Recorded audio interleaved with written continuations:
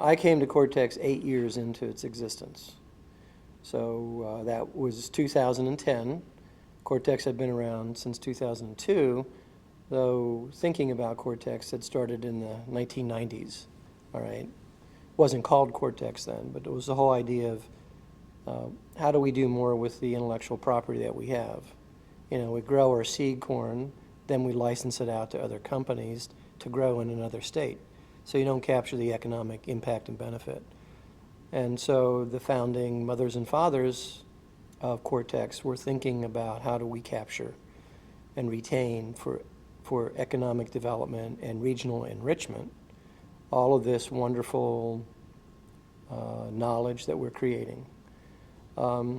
So I came on the scene 8 years after its formal launch, and came at a time when a lot had been accomplished, sort of like chapter one had been completed, and now where do we go from here? So the foundation had been laid, the table had been set, but there were two buildings that were built, the Cortex 1 building and the DuPont Soleil building. And then things kind of went quiet, and the board tried to figure out how do we continue to propel this forward.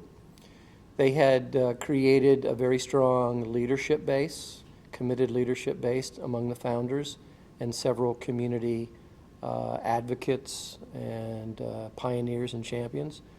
They had developed a series of important redevelopment tools and got those approved and put in place. They had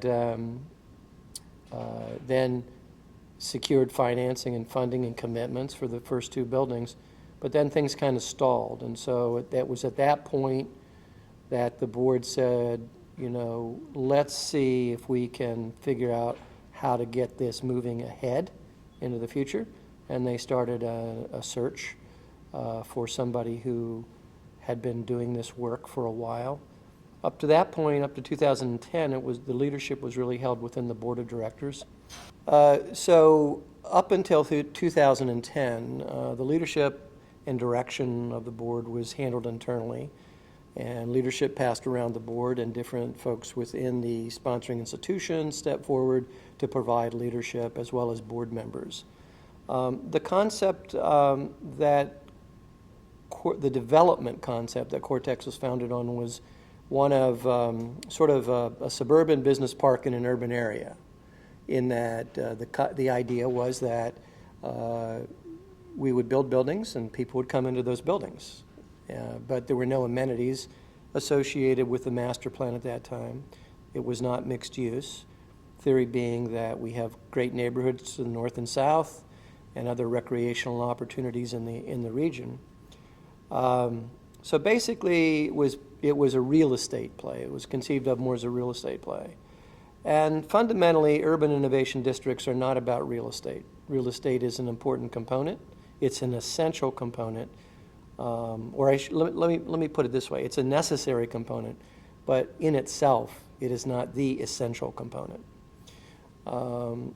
So when they did a national search, I came to the forefront, and then we sat down and had some conversations. I actually came here first just to consult. I was asked to come and just give my opinion about what they could do to move this forward, and I did.